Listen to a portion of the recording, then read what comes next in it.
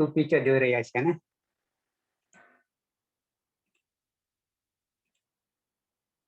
Okay. સૂત્ર છે નાનકડું પણ કામ મોટું છે. સૂત્ર જોવા જઈએ તો ખાલી સુપિચર એ રીતે અર્થ કરીએ તો ચ એટલે અને અવ્યય છે, અને સુપી એટલે સુપ પ્રત્યય, સુપ પ્રત્યયમાં આટલો જ અર્થ થાય. સુપી એટલે સપ્તમી છે, પણ આપણે અનુવૃત્તિ લેવાથી આખા અર્થની ખબર પડશે. શું અનુવૃત્તિ લઈએ છીએ? તો યયાદિ કુલ પ્રત્યયો થશે. એક ગ્રુપ, નવું ગ્રુપ પડ્યું છે, અને એ નવા ગ્રુપમાં ભ્યામના 3, ભીસ ને 4, વ્યસના 2, 6 ને 1 ને 7 નું ગ્રુપ જુદું પડી ગયું. અને એ 7ના ગ્રુપને આપણે નવું ગ્રુપ આપીએ છીએ. સુપ 21 માંથી 7 ને જુદું પાડી દઈએ તો યયાદિ શુભ પ્રત્યયો આવું કહીશું. યયાદિ શુભ પ્રત્યયો આવું એના ગ્રુપનું નામ પાડીશું. કેમ પાડી દીધું આવું ગ્રુપ?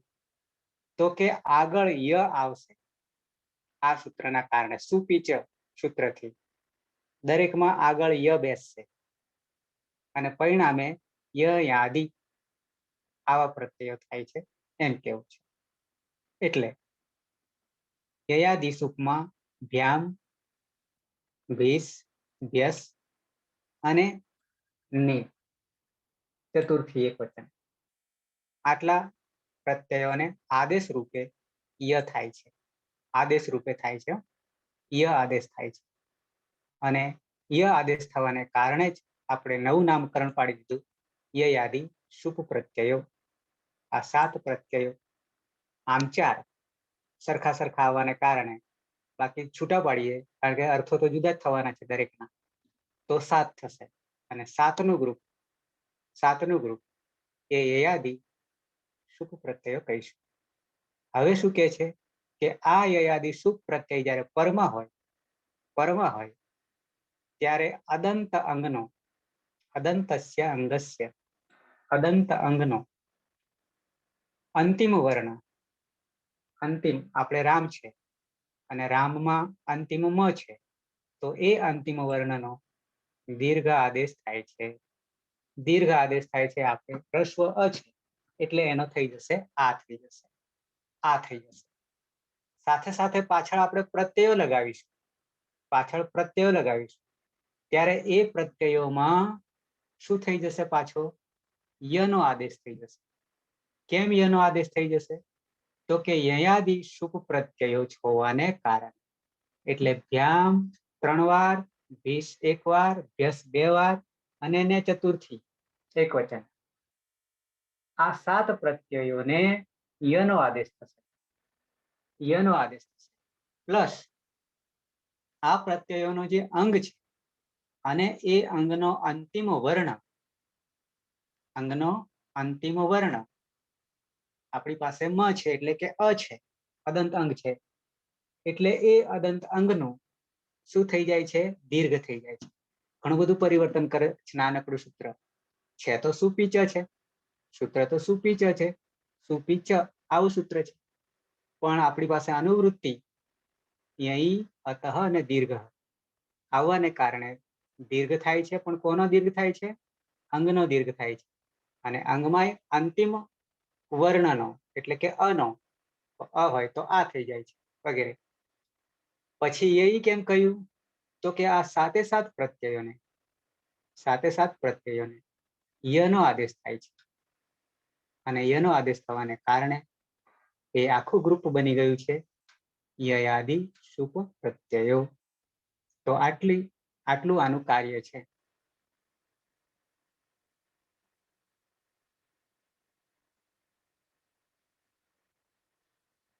ઓકે, તો આ એનો આપણે સૂત્રનો અર્થ કરીએ. જેમ કે આપણી પાસે ભ્યામ 3 વાર આવશે.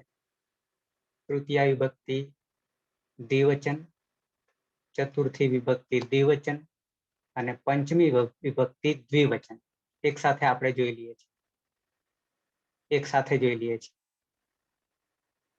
તો પહેલી વાત તો એ કે છે કે રામ વત્તા ભ્યામ, રામ વત્તા ભ્યામ, તો એમાં સીધું મનો દીર્ઘ થાય છે, મનો દીર્ઘ થાય છે. એ અનુવૃત્તિમાં આપણે જોયું. એટલે રામા અને સીધું પાછળ ભ્યામ, સીધું પાછળ ભ્યામ. બરોબર છે. અહીંયા ભ્યામમાં ઓલરેડી ય આવી જ ગયેલો છે, ય ઓલરેડી આવી જ ગયેલો છે. બરોબર છે.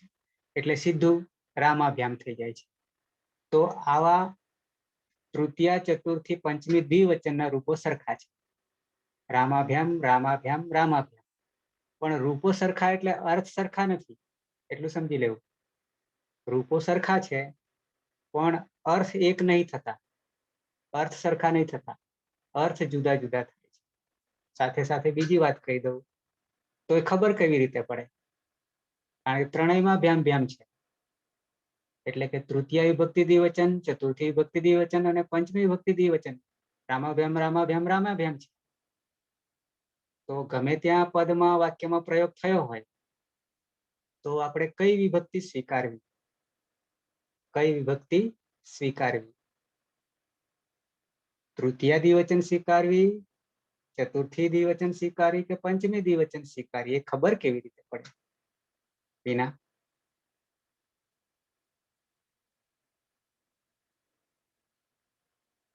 હા સર. એનો ઉપાય શું? સરખા સરખા જ હોય તો, કારણ કે આ તો 3 માં સરખા છે, તો એ 3 માં કઈ વિભક્તિ લેવી? કારણ કે ત્રણેયના અર્થો જુદા છે, રૂપ સર એમાં સરખા. પેલા કર્તાને સમજવું પડે. હા, એનો સીધો રસ્તો છે. હું ઘણીવાર ગોળીનું ઉદાહરણ આપું છું. ગોળીનું ઉદાહરણ આપું છું. ગોળી એટલે કે નામ એક છે, નામ એક છે, પણ ગોળી ઘણા પ્રકારની છે. ગોળીના પ્રકારો ઘણા બધા છે, પણ બધાને જ આપણે ગોળી કહીએ છીએ. પણ હવે વાત ક્યાં આવી કે એ આખું વાક્ય જે છે, જે તે વાક્ય, પદોનો સમૂહ, વાક્ય, એ કોના અનુસંધાનમાં એક પદ મૂકેલું છે, ગોળી મૂકેલી છે, કયા અર્થમાં મૂકેલી છે, તે પ્રમાણે તે વિભક્તિ આપણે લેવી. બરોબર છે. તો આ આપણો ઉપાય. આખા વાક્યને જોવું પડે અને આખા વાક્યમાં સંદર્ભ શું છે? પૂર્વ પર સંદર્ભ, પૂર્વ અને અપર સંદર્ભ. તો પૂર્વ પર સંદર્ભને જોઈને આપણે વિભક્તિનો અર્થ કરવો, આવા સરખા રૂપો થાય ત્યારે. બરોબર છે. પણ અર્થો ત્રણેયના જુદા છે. જેમ કે તૃતીયામાં લેવું હોય તો બે, ધારો કે રામ લઈએ તો 2 રામ થકી, 2 રામથી, 2 રામ વડે. આ તૃતીય વિભક્તિનો અર્થ કર્યો, દ્વિવચનનો અર્થ કર્યો. પછી પંચમીનો અર્થ કરીએ તો પંચમી છૂટું પડવું છે.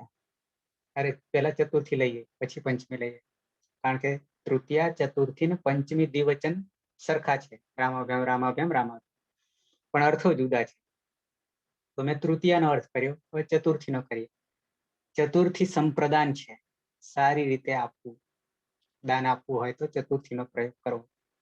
સંપ્રદાન, સારી રીતે પ્રદાન કરવું, સંપ્રદાન એનો અર્થ થાય છે. ને માટે, આ ગુજરાતી પ્રત્યય છે, ને માટે. 2 રામને, રામાભ્યામ, 2 રામને માટે, 2 રામને માટે, આવો અર્થ થાય. અને પંચમી દ્વિવચન પણ રામાભ્યામ, તો એનો અર્થ પાછો જુદો થાય. શું જુદો અર્થ થાય? તો થી, પરથી, માંથી છૂટું પડવાનું છે. છૂટું પડવું. વૃક્ષાત, વૃક્ષાત.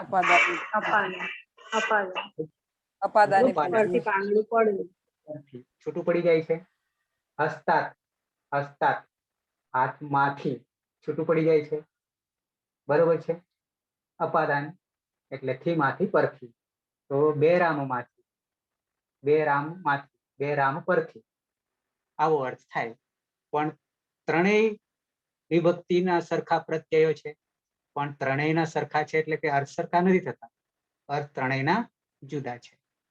બરોબર છે. બે રામ વડે, બે રામ થકી, બે રામ માટે અને બે રામમાંથી, બે રામ પરથી, આ રીતે અર્થો જુદા પડી જાય છે, ભલે પ્રત્યયો સરખા છે.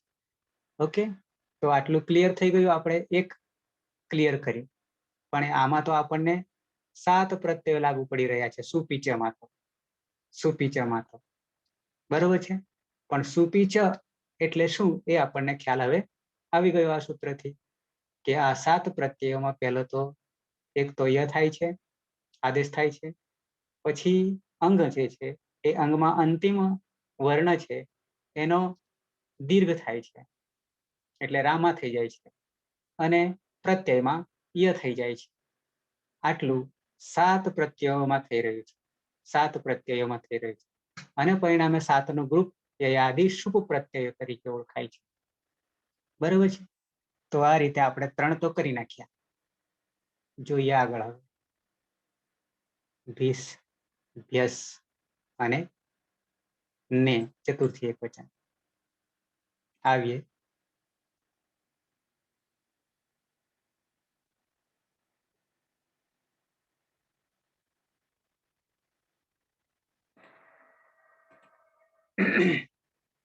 અચ્છા, તો આપણે રામાભ્યામ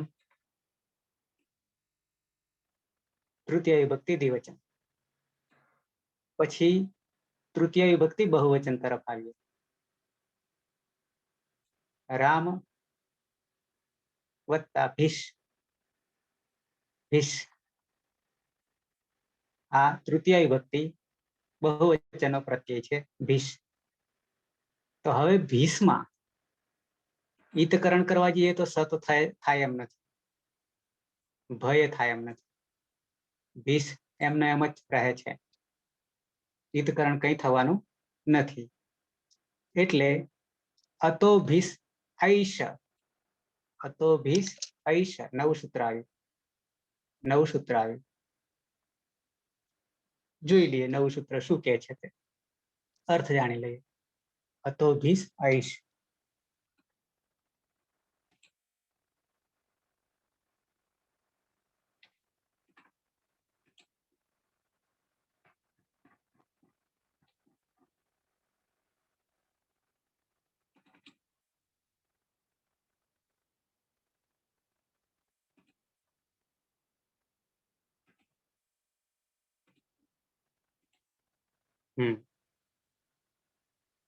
દેખાશે હવે. અતો, અતઃ, પંચમી એકવચન. ભીષ તો આપણો પ્રત્યય છે, પણ એ ભીષ વિસર્ગ નો લોપ થઈ ગયેલો છે, કારણ કે પાછળ અય હોવાને કારણે, પાછળ અય હોવાને કારણે, એટલે ષષ્ઠી એકવચન છે, ભીષ થશે. ભીષ જે છે અતોમાં પણ વિસર્ગ થયો એટલે અતઃ પંચમી એકવચન થઈ ગયું. પછી ભીષ, એમાં ભીષ છે એમાં પણ વિસર્ગ લાગશે એટલે કે ષષ્ઠી એકવચન ભીષ થશે. પણ અયના કારણે વિસર્ગ ઉડી ગયો છે, વિસર્ગનો લોપ થયો છે. અતોમાં વિસર્ગ થયો છે અતઃ, અહીંયા વિસર્ગનો લોપ થયો છે. એ વિસર્ગનું શું થાય છે એ વિસર્ગના નિયમોમાં, સંધિના નિયમોમાં આપણે જોઈશું. પછી ઐશ, આપણી પાસે આ ષષ્ઠી સ્થાને યોગા, કારણ કે ભીષ ષષ્ઠી એકવચન છે એટલે ષષ્ઠી સ્થાને યોગા, ષષ્ઠી સ્થાને યોગા. શું થશે યોગ? તો કે પ્રથમા એકવચન છે ઐશ, ભીષની જગ્યાએ ઐશ થશે, ભીષની જગ્યાએ ઐશ થશે. આવું આ સૂત્ર કહી રહ્યું છે. અતો ભીષ, અતો ભીષ ઐશ. જોઈએ. અદંતાત અંગાત, અદંતાત અંગાત, અદંત અંગ છે આપણું રામ, એના પછી ભીષ ક્યાં આવી રહ્યો છે? તૃતીય વિભક્તિ બહુવચન. ત્યારે એ પ્રત્યયનો ઐશ આદેશ થાય છે, ઐશ આદેશ થાય છે. બરોબર છે. તો હવે ઐશ આદેશ, આદેશ એટલે સીધો આખાને ઉડાડીને આવશે. ભીષની જગ્યાએ હવે ઐશ થઈ જશે. બરોબર છે. અને ઐશ થવાથી સાથે અનેકાલ સિદ્ધ સર્વસ્ય, કારણ કે આખાને ભીષ, કારણ બે છે આમાં ભીષમાં, તો એ આખાને જગ્યાએ ઐશ લાગવાનો છે. કોઈ એક સની જગ્યાએ કે ભની જગ્યાએ નહીં, પણ આખા ભીષની જગ્યાએ લાગશે ઐશ, આદેશ થાય છે. એટલે અનેકાલ સિદ્ધ સર્વસ્ય થી સંપૂર્ણ પર આદેશ થઈ રહ્યો છે. ઉદાહરણ અહીંયા જ જોઈ લઈએ. રામ વત્તા ભીષ, ભીષની જગ્યાએ આપણે કરી દઈએ ઐશ, ઐશ અતો ભીષ, અતો ભીષ ઐશ સૂત્રથી ઐશ આદેશ કર્યો. અને ઐશ આદેશ કર્યા પછી વૃદ્ધિ રેચી આગળ આપણે જોઈ ગયા છીએ. વૃદ્ધિ રેચી બરોબર છે. અને વૃદ્ધિ રેચીથી વૃદ્ધિ થશે અને એક આદેશ થશે. અને પરિણામે ઐશનું રામૈશ આવું થઈ જશે. રામૈશ થઈ જશે. અને રામૈશમાં પાછળ સ તો ઉભો છે, પાછો સ પાછળ ઉભો છે. અને સની પ્રક્રિયા આપણે જાણીએ છીએ. શું પ્રક્રિયા કરીએ છીએ? સસજુષોમાંથી, સસજુષો રૂહુમાંથી ઋત્વ, ઋત્વનો ઉપદેશ અચરુણાસિકથી ઉનો ઈત કરી દઈએ છીએ. ર રે છે અને રનો ખરવસાનયો વિસર્જનીયથી વિસર્ગ થઈ જશે. એટલે બની જાય છે રામૈહિ, રામૈહિ. બરોબર છે. ભીષમાંથી ઐશ અને ઐશમાંથી રામૈહિ, રામૈહિ. સાથે એક બીજી વાત કરી લઉં. વિસર્ગનું ઉચ્ચારણ, વિસર્ગનું ઉચ્ચારણ. વિસર્ગ કદી સ્વતંત્ર નથી. હા, ઉચ્ચારણ થાય છે હના જેવું, ઉચ્ચારણ થાય છે હના જેવું વિસર્ગનું. કારણ કે અડધા અડધા ચિહ્નો છે. એ આપણે જીહવામૂલીય અને ઉપદમાનીયમાં જોઈ ગયા છીએ. જીહવામૂલીય અને ઉપદમાનીય, ત્યાં વિસર્ગના બે સ્થાન કયા છે? કખાભ્યામ ને પફાભ્યામમાં. જીહવામૂલીય બરોબર છે. પણ આ વિસર્ગના સ્થાન, એ જેટલા ઉચ્ચારણ સ્થાન છે એ બધાની જગ્યાએ બેસે છે. કેમ? તો કે જે વર્ણની પાછળ વિસર્ગ લાગે છે તે પ્રમાણે એનું રૂપ બદલે છે. તે પ્રમાણે એનું રૂપ બદલે છે. હવે મૂળ તો અચમાં જ લાગે છે, નવ અચ. કારણ કે એ નવ અચ નું રૂપ કેવું છે? તેવું વિસર્ગનું રૂપ થતું રહે છે. એટલે ઉચ્ચારણ માટે મોટા ભાગના ઘણા એવું કરતા હોય છે પ્રાદેશિકતાના કારણે, કે ખાલી હ વિસર્ગ આવે એટલે પાછળ હ બોલે. ધારો કે રામય પછી વિસર્ગ આવે તો રામય હ આવું બોલે, રામય હ. પણ એવું નહીં થતું. રામય હિ આવું થશે. રામય હિ, રામય હ નહીં. પછી ધારો કે રામા પછી વિસર્ગ આવે, રામા પછી વિસર્ગ આવે તો રામા હ આવું નહીં, રામા હ આવું નહીં, પણ રામાહા, રામાહા આવું થશે. તો આ રીતે વિસર્ગનું રૂપ, સ્વરૂપ બદલાતું રહેશે ઉચ્ચારણ સ્થાનની દ્રષ્ટિએ. અચ્છા, તો ભીષમાંથી ઐશ, ઐશમાંથી ઐહિ, રામૈહિ. બરોબર છે. હવે આવીએ ચતુર્થી વિભક્તિ એક વચન. ને અંગ છે અને ઉપર માતર છે, પ્રત્યય.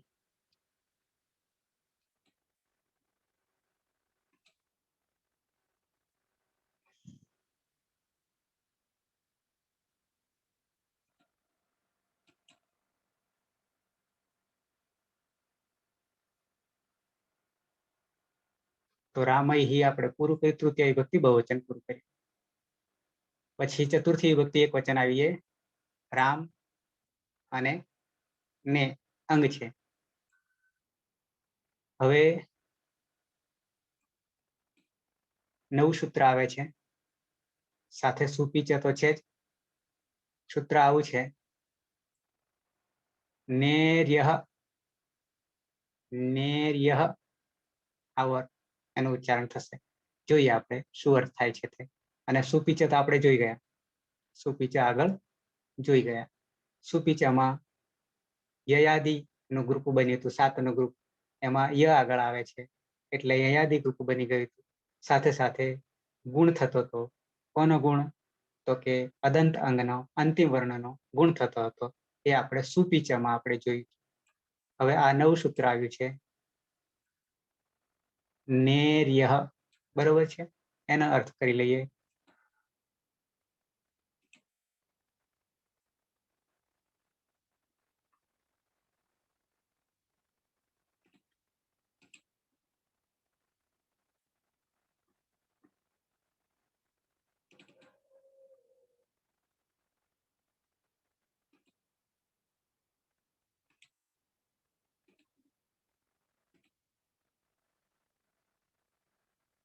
ઓકે, 7 1 13.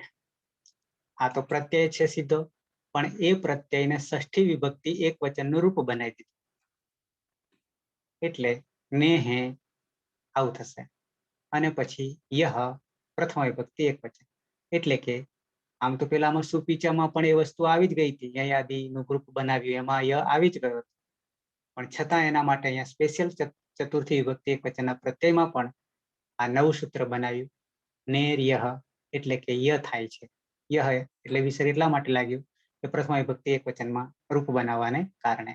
એટલે આ જે અંગ જે છે, માતર જે છે, એટલે ને એનું ષષ્ઠી એક વચન કર્યું એટલે ષષ્ઠી સ્થાને યોગા એટલે કે નેહે, અને એનો ય થાય છે.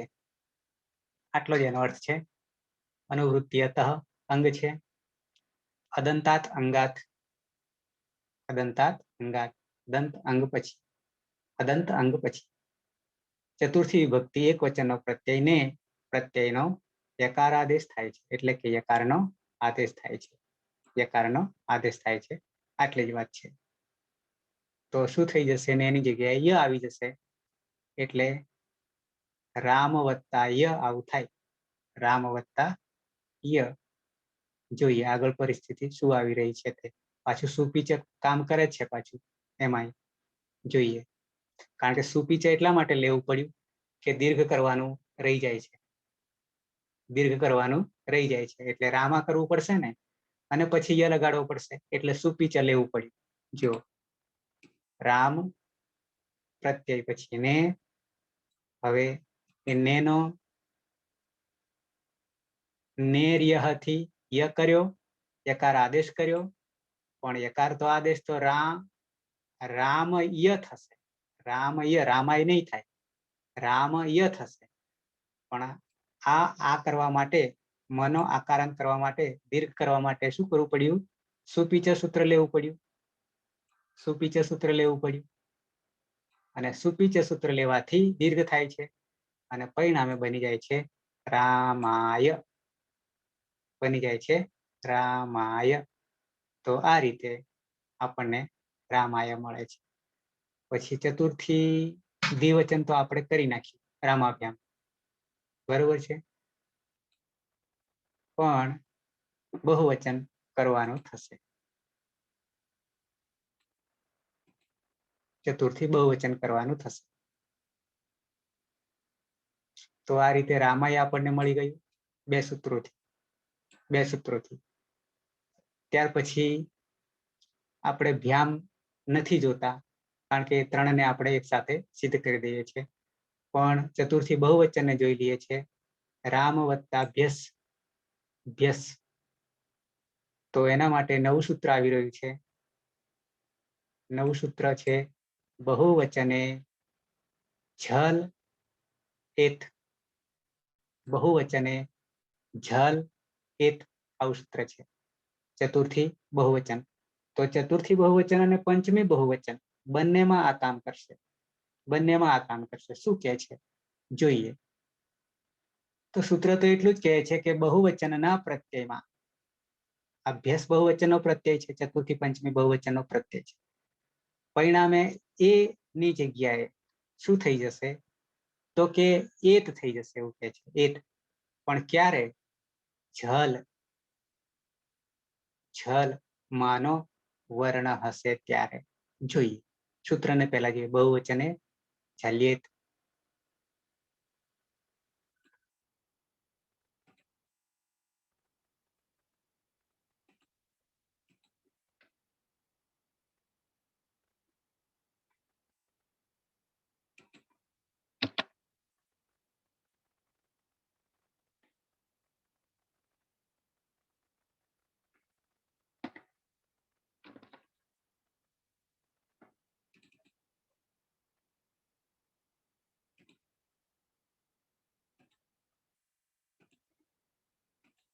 ઉપર હતું ઉપર.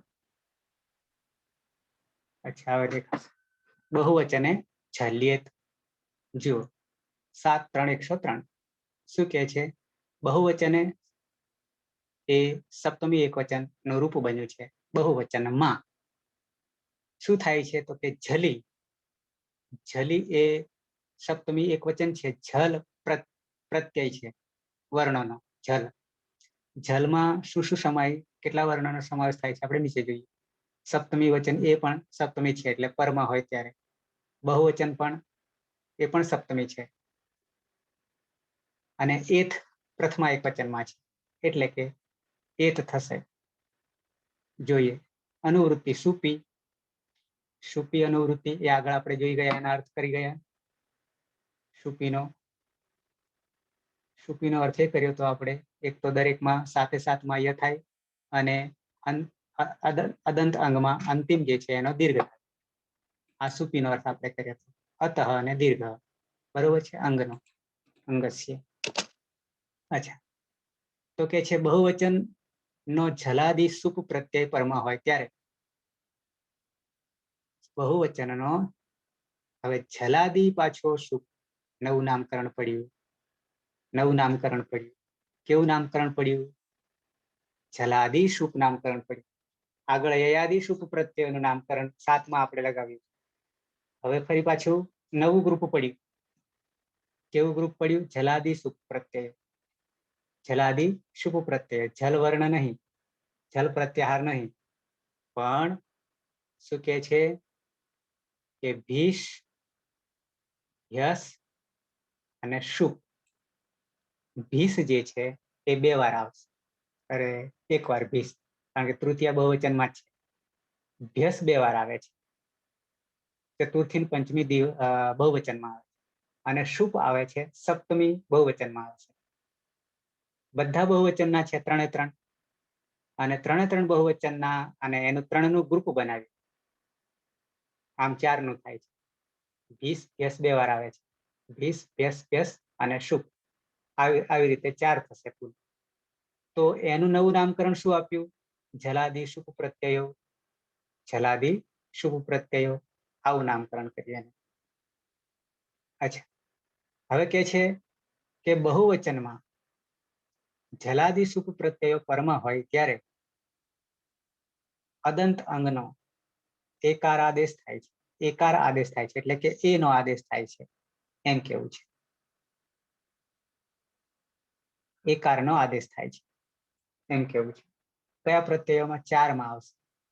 ભીષ્માય, ભ્યસ્માય અને શુપમાં. શુપ એ સપ્તમી વિભક્તિ બહુવચન છે. ભ્યસ ચતુર્થી પંચમી છે અને ભીષ જે છે એ તૃતીયા બહુવચન છે. તો આપણે જોઈ રહ્યા ચતુર્થી બહુવચન જોઈ રહ્યા છીએ અને એમાં એકારનો આદેશ થઈ રહ્યો છે. આવું કેવું છે. ઉદાહરણ અહીંયા છે, રામ વત્તા ભ્યસ. રામ વત્તા ભ્યસ, ચતુર્થી વિભક્તિ બહુવચન પ્રત્યય. હવે એમાં રામે ભ્ય કેવી રીતે થયું? તો કે એ અહીંયા સીધો એકારનો આદેશ થાય છે અને એકારનો આદેશ ક્યાં થાય? અંગમાં. અંગમાં થાય છે. અદંત અંગસ્ય અંતિમ વર્ણ એમ કેવું છે. અદંત અંગના અંતિમ વર્ણનો એક આદેશ થાય છે. એટલે અહીંયા મમાં આપણે એ લાગુ પડશે અને પરિણામે રામે થઈ જશે. અને ભ્યસ જે છે એમાં ભ્ય તો એમને એમ જ રહે છે અને સ આપણે જાણીએ છીએ, સને વિસર્ગ સુધી લઈ જઈએ છીએ એટલે રામે ભ્ય આવું થઈ જશે. શોર્ટમાં તમને કહી દીધું. કેમ શોર્ટમાં? તો કે અહીંયા મ જે છે એનો એકાર થઈ જશે, કારણ કે અંગમાં થાય છે, અંતિમ વર્ણમાં થાય છે એટલે એકાર થયો, રામે થયો. અને ભ્યસમાં જે છે એ સ જે છે એ આપણે વિસર્ગ સુધી પહોંચીએ છીએ. એ વિસર્ગ સુધી પહોંચવા માટેનો માર્ગ તમને ખબર છે એટલે રામેભ્ય. સાથે સાથે બીજું રૂપ પણ આપણે સાથે એક સાથે કોમન સરખું થઈ જાય છે. કયું?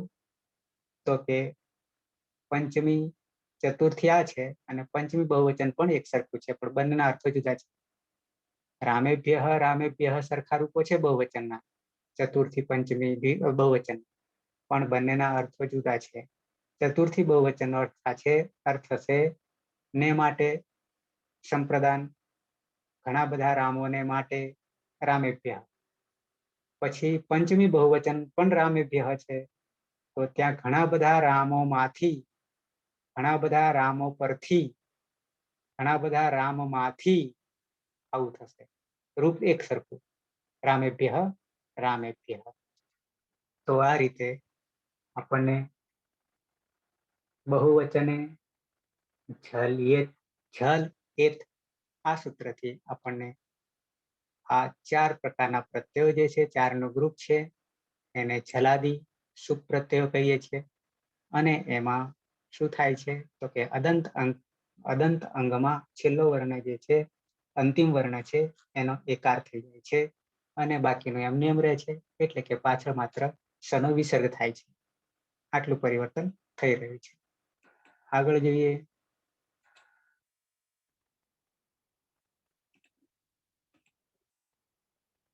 તો અભ્યાસ થઈ ગયો. હવે આવશે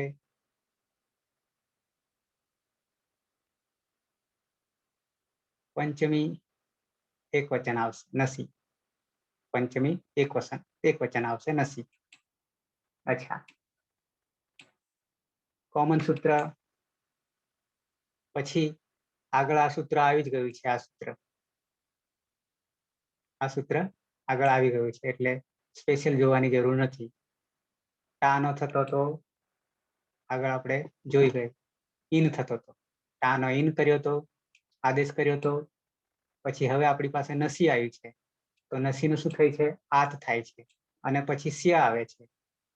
નસનો સ્યા આવે છે, એટલે ષષ્ઠી એક વચન. આ બધા જ એક વચનના પ્રત્યયો છે.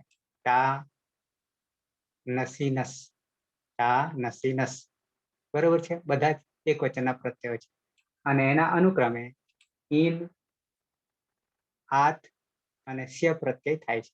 એવું આગળ આપણે જોઈએ. હવે જોઈએ રામ વત્તા આત, કારણ કે નસીનો આદેશ થશે આત. આ સૂત્રથી આત થશે, અને સાથે અહીંયા અ છે અને અહીંયા આ છે. બંને સવર્ણો આવી ગયા, બંને સવર્ણો આવી ગયા, અને સવર્ણો થવાને કારણે અકઃ સવર્ણ દીર્ઘ, એટલે રામા અને આ ત લાગુ પડશે, એટલે રામા જ થઈ જાય. પણ અહીંયા બે વિકલ્પ છે. પંચમી વિભક્તિ એક વચનમાં બે વિકલ્પ છે. એક રામાત પણ થાય છે, અને બીજું રામાદ પણ થાય છે, રામાદ પણ થાય છે. તો રામાદ તો આપણે કરી નાખીએ, પણ રામાદ કેવી રીતે થાય છે? આ દ કેમ થઈ ગયો તનો? આગળ આપણે તૃતીય વિભક્તિમાં ઇન નો ન નો અણ કરી દીધો હતો, નાનો અણ કરી દીધો, અટકું, અટકું, આ અંગ, અનુસ્વાર, આટલા વર્ણ હોય ત્યારે આપણે નાનો અણ કર્યો, સાથે ર અને શ. અચ્છા, તો હવે અહીંયા તનો દ કેવી રીતે થઈ જાય છે? આમ તો છે બંને એક જ ગ્રુપના છે, એટલે કે ત ગ્રુપનો જ છે દ, બરોબર છે. એટલે સૂત્ર છે ઝલામ જશો જશઃ અંતે. ઝલામ જશઃ અંતે, આ સંધિનું સૂત્ર છે, જોઈએ ઝડપથી. છેલ્લે વા અવસાને પણ આ સૂત્ર પાછા ત્યાં ને ત્યાં મૂકી દે છે. અવસાનમાં હોય ત્યારે કોઈ પરિવર્તન નહીં થાય, તો રામાત જ રહે છે. પણ પાછું અંતે જલ હોય, જલ વર્ણ હોય તો જસ થઈ જાય છે. જોઈએ જલ અને જસ. ઝલામ જશો અંતે, ઝલામ જશો અંતે.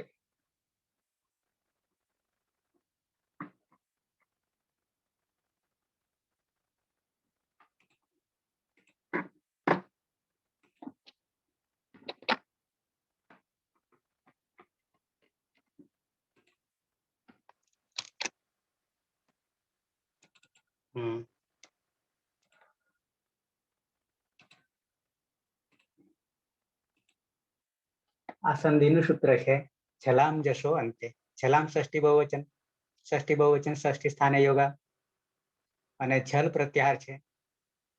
કયા વર્ણો છે પછી જોઈએ. જસ પણ પ્રત્યાહાર છે. જસમાં 5 જ આવશે.